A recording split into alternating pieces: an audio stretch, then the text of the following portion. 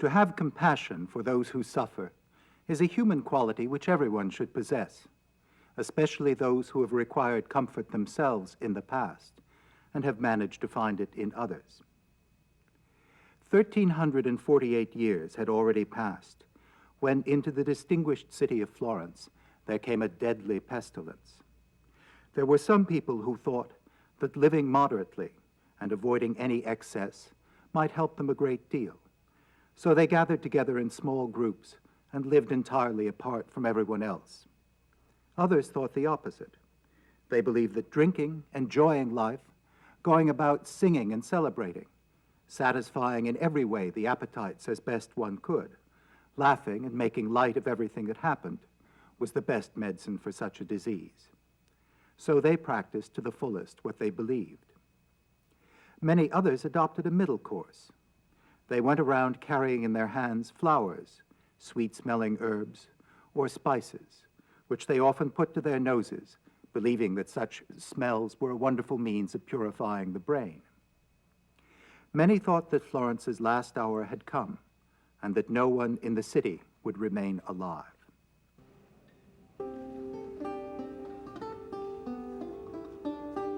One Tuesday morning, 7 young ladies were to be found in the church of Santa Maria Novella. All were intelligent, gently bred, fair to look upon, graceful in bearing, and none was older than 28 or younger than 18. These 7 ladies found themselves sitting in a circle reciting their rosaries. But after a little while, they all fell silent except for Pampinea, who said, "All we ever hear is so-and-so's dead and so-and-so's dying. And if there were anyone left to mourn, the whole place would be filled with sounds of wailing and weeping. I would think it an excellent idea for us all to get away from this city. We could go and stay together on one of our country estates, feasting and merrymaking." While the talk of the ladies was proceeding along these lines, there came into the church 3 young men. No sooner did they espy the young ladies than they too were espied, whereupon Pampinea smiled and said, "See how fortune favors us from the beginning, in setting before us 3 young men of courage and intelligence, who will readily act as our guides and servants." The young men gladly agreed to place themselves at the ladies' disposal.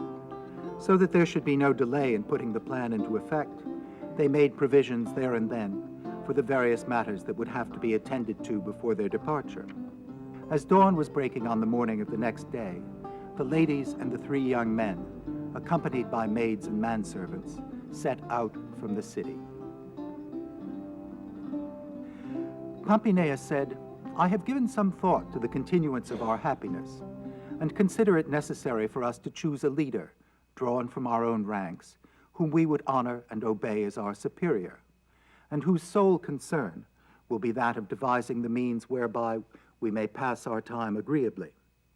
The honor should be assigned to each of us in turn for a single day.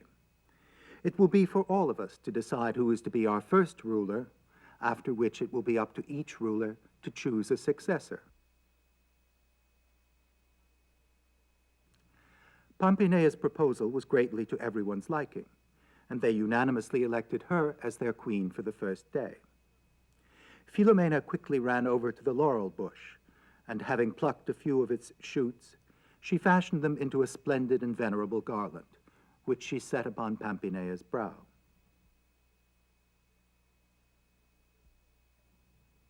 On the first day, the queen formed a line with 2 young men, and sedately began to dance.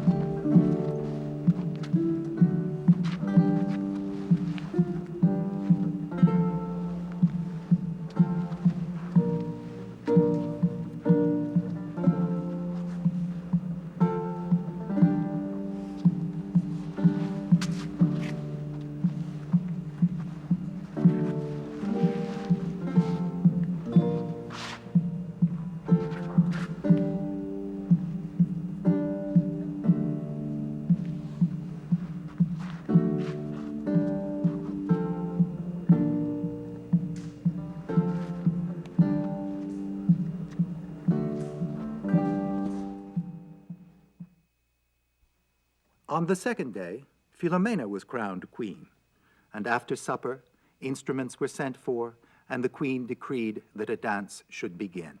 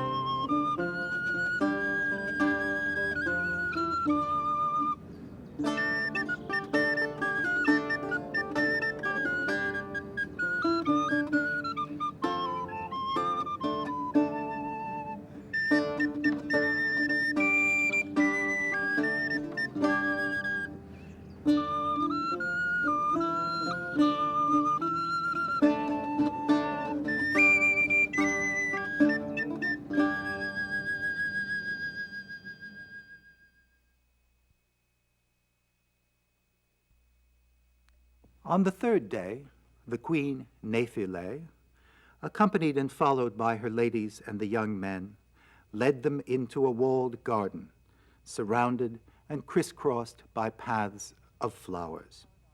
If paradise were constructed on earth, it could take no other form.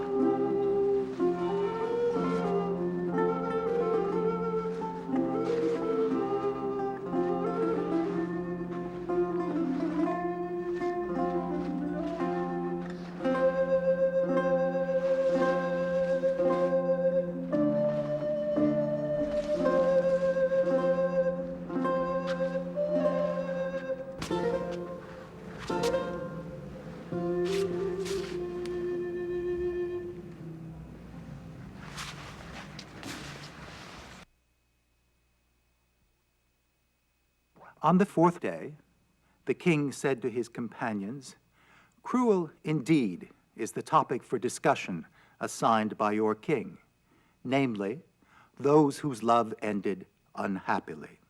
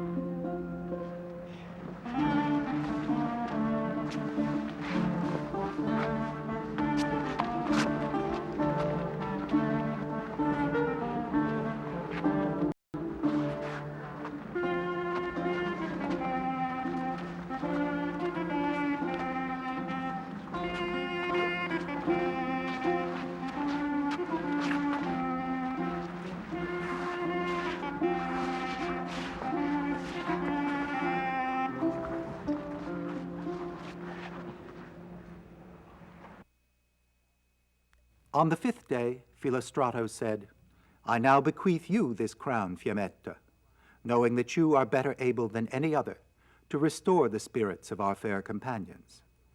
Fiammetta replied, "I accept it with pleasure, Philostrato, and I decree forthwith that each of us should be ready on the morrow to recount the adventures of lovers who survived misfortunes and attained a state of happiness."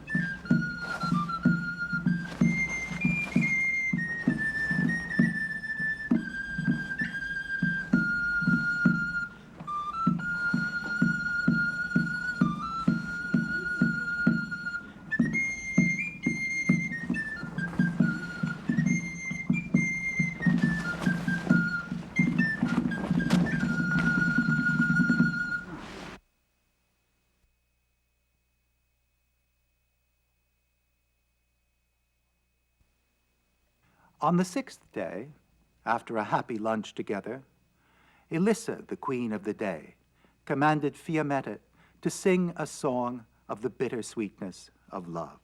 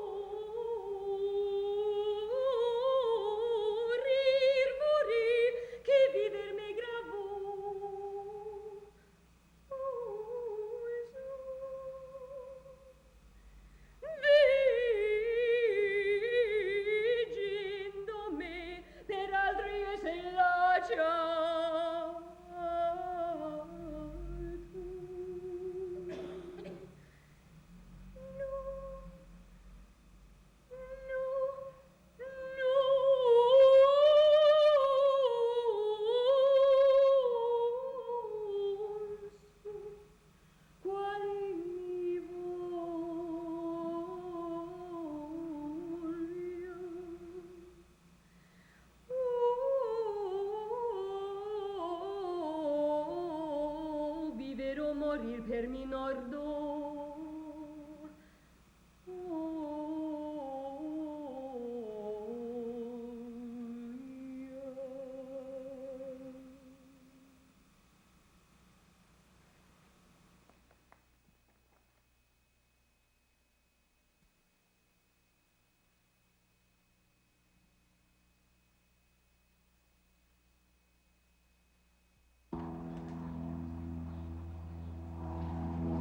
Bella per me, gioiosa.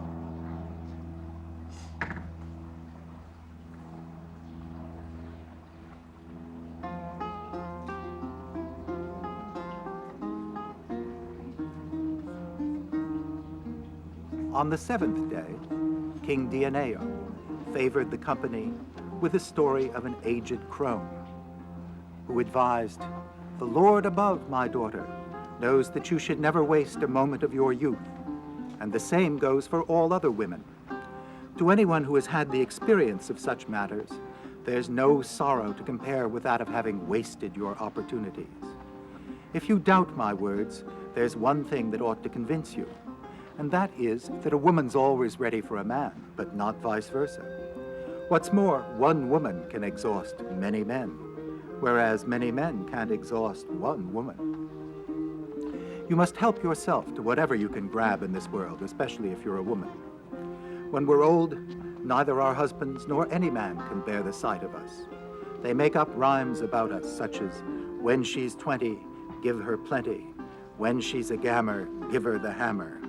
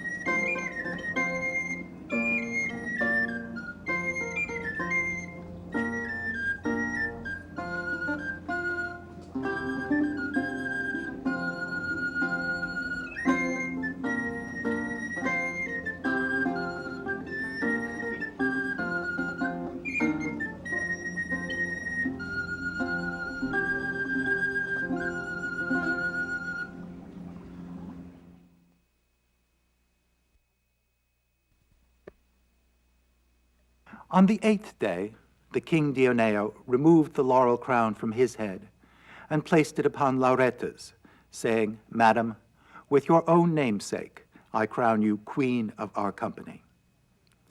Queen Lauretta said, "Today I would like each of you to think of a story about the tricks women always seem to be playing on men, or men on women, or men on other men."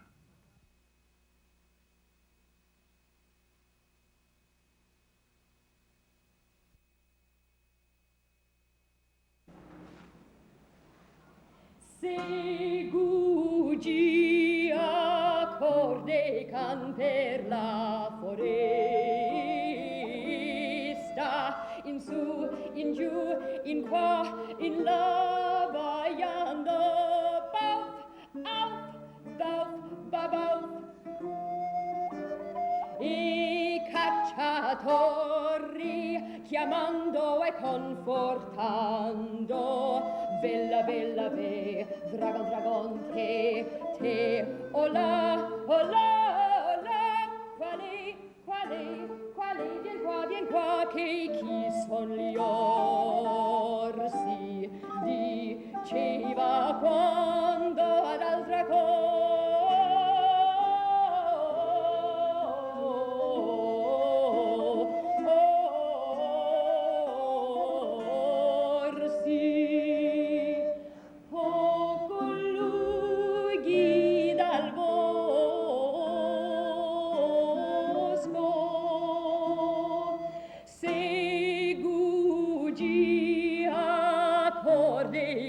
per la foresta, in su, in giù, in qua, in là, vaiando, bauf, auf, bauf, babauf. I cacciatori chiamando e confortando, vella vella ve, drago dragon te, ola ola ola, quali, vien qua, che chi son gli orsi, diceva quando all'altra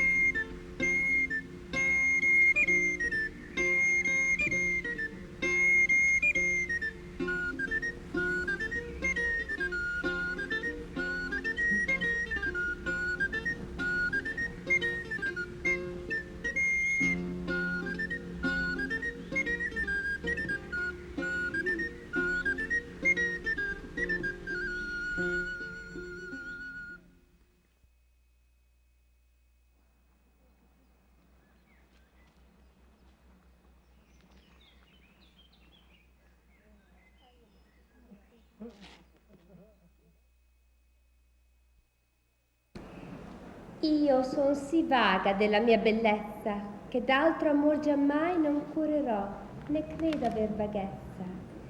Io veggio in quella ogni ora ch'io mi specchio quel ben che fa contento lo intelletto, né accidente nuovo o pensier vecchio mi può privar di sì caro diletto.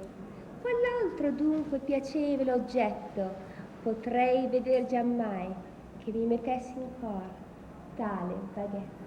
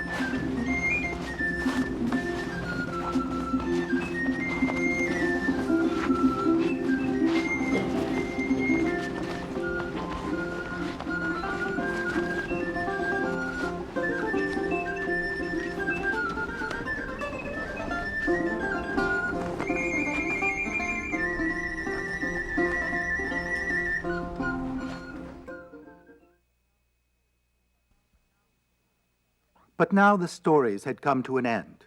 The sun's heat had already begun to grow cooler, and the queen, knowing that her reign was finished, rose to her feet and, removing her crown, placed it on the head of Pamphilo, who alone remained to be honored with such favor. And, smiling, she said, "My lord, you are left with a difficult task, for you, being the last, must make amends for my shortcomings and those of the others who have held the position you now hold. May God grant you his grace, just as he has granted it to me in proclaiming you king." Happy to accept the honor, Pamphilo replied, "Your excellence, and that of my other subjects, will ensure that my reign will be as worthy of praise as the others before it have been."